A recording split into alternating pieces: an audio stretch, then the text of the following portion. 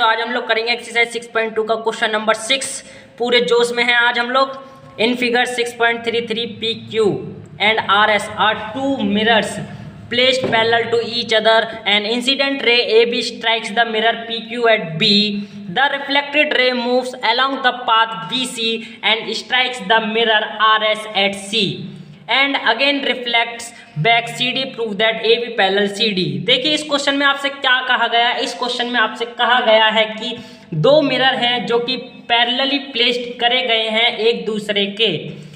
तो क्या होता है, एक रे आती है AB, वो पहले इस पे बाउंस होती, इस पे रिफ्लेक्ट होती है, किस पर, PQ पर। पहले इस पे पड़ती है, फिर यहाँ से बाउंस बैक होती है, फिर इस पे पड़ती है, फिर यहाँ से दोबारा बाउंस बैक हो जाती है। तो हमें प्रूफ करना है क्या कि AB पैरेलल है CD के।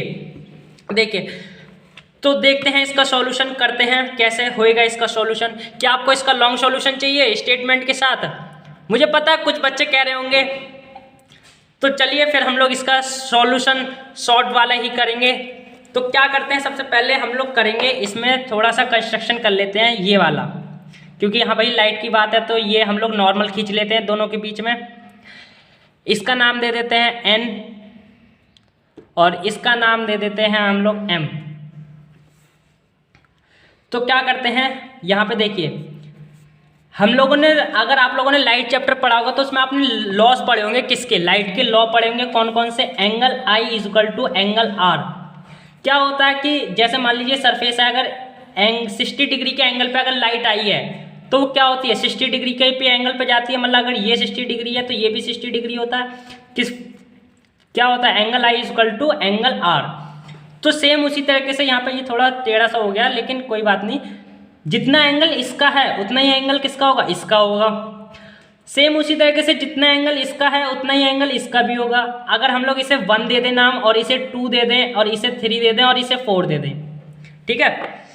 लेकिन हम लोगों ने ये जो कंस्ट्रक्शन करा, ये जो दोनों लाइंस खींची, ये दोनों एक दूसरे के पैरेलल खींची गई हैं। अब देखिए फिगर को थोड़ा ध्यान से देखिए, उसमें तो थोड़ा खिचड़ी पक जाएगी, लेकिन हम लोग इसमें करते हैं। देखिए ये हमारा B है, और ये हमारा M है, और ये हमारा C है, और ये हमारा N है।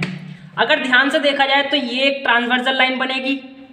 हमने ये दोनों लाइन एक दूसरे के पैरेलल में ड्रॉ करी गई है। ये जो कंस्ट्रक्शन करा है हमने एक दूसरे के पैरेलल में, तो ध्यान से देखा जाए तो ये एक ट्रांसवर्सल लाइन बनेगी BC।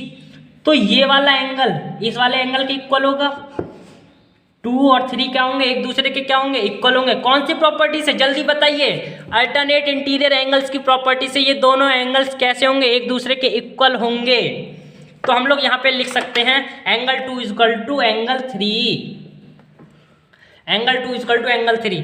तो चलिए हम लोग लिख लेते हैं सॉल्यूशन में। सबसे पहले क्या करा हम लोगों ने, ये ड्रॉ करा, तो यहाँ पे लिख लेते हैं let us draw BM perpendicular PQ। BM को हमने परपेंडिकुलर किस पर ड्रॉ करा था, PQ पर, एंड CN परपेंडिकुलर RS।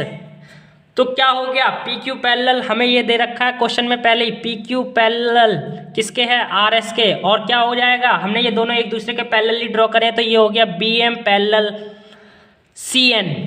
ये चीज़ मैंने आपको पहले ही बता चुका हूँ कि एंगल 2 हो गया एंगल 3 की किस प्रॉपर्टी से, क्योंकि ये दोनों लाइन हमने पैरेलल खींची थी, और यहाँ पे ये ट्रांसवर्सल लाइन, तो यहाँ पे जो एंगल बन रहे थे अल्टरनेट एंगल बन रहे थे, तो हम लोग इसे लिख सकते हैं थस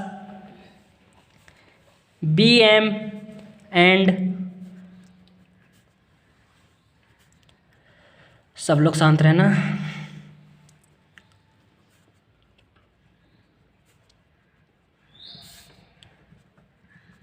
अरे बोलो भाई क्या इस क्वेश्चन में, ये क्वेश्चन तो ज़्यादा बड़ा दिख रहा है। अब बस शांत हो जा।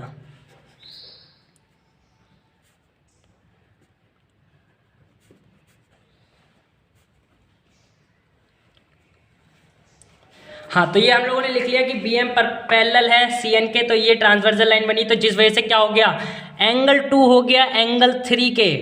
एंगल 2 हो गया एंगल 3 के किस प्रॉपर्टी से, अल्टरनेट इंटीरियर एंगल्स की प्रॉपर्टी से।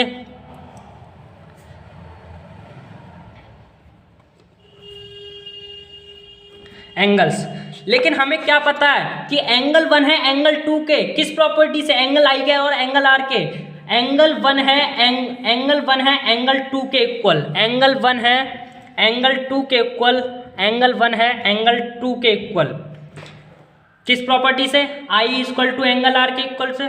तो क्या होगा, तो यहाँ पे हो जाएगा, यहाँ पे हम लोग लिख सकते हैं angle 1 equal to angle 2 and angle 3 equal to angle 4 by the laws of reflection. अगर ये चैप्टर आपने नहीं पढ़ा तो आप 10th क्लास में जब आएंगे तब पढ़ेंगे। ये एनसीईआरटी ने गलत कर दिया कि 10th क्लास का टॉपिक 9th में दे दिया, लेकिन ये 8th क्लास में लाइट चैप्टर पढ़ाया जाता है, उसमें लॉज ऑफ रिफ्लेक्शन बताए जाते हैं। एंगल 1 इक्वल एंगल 2 के है एंड एंगल 3 एंगल 4 के है, तो चारों एंगल एक दूसरे के इक्वल हो जाएंगे। कैसे, क्योंकि एंगल 2 एंगल 3 के सेम उसी वाली तरीके से जैसे मैंने आपको बताया था उस वाले केस में कि अगर ए फ्रेंड है बी का और बी फ्रेंड है सी का, मतलब बी ए का भी फ्रेंड है और बी सी का भी फ्रेंड है, तो क्या होगा, ए भी सी का फ्रेंड होगा। उसी तरीके से अगर एंगल 1 एंगल 2 के इक्वल है और एंगल 2 एंगल 3 के इक्वल है, तो सेम उसी तरीके से एंगल 1 एंगल 3 के इक्वल भी होगा। तो यहाँ पे हम लोग लिख सकते हैं angle 1 is equal to angle 2 is equal to angle 3 is equal to angle 4। ये चारों के चारों एंगल एक दूसरे के इक्वल हो जाएंगे by the laws of reflection. लेकिन देखिए, अगर हम इन दोनों एंगल्स को प्लस करें और इन दोनों एंगल्स को प्लस करें तो कौन सा बनेगा, ए बी सी और बी सी डी। तो यहाँ पे हम लोग लिख लेते हैं angle 1 plus angle 2 is equal to angle 3 plus angle 4। ये दोनों एंगल्स बन जाएंगे क्या, angle A B C is equal to angle B C D. हाँ, अब देखिए ये दोनों एंगल्स हो गए, बट दीज एंगल्स आर क्या, अल्टरनेट इंटीरियर एंगल्स हैं, किसके अंदर के, इन दोनों पैरेलल लाइंस के। तो यहाँ पे हम लोग लिख सकते हैं but these are alternate interior angle,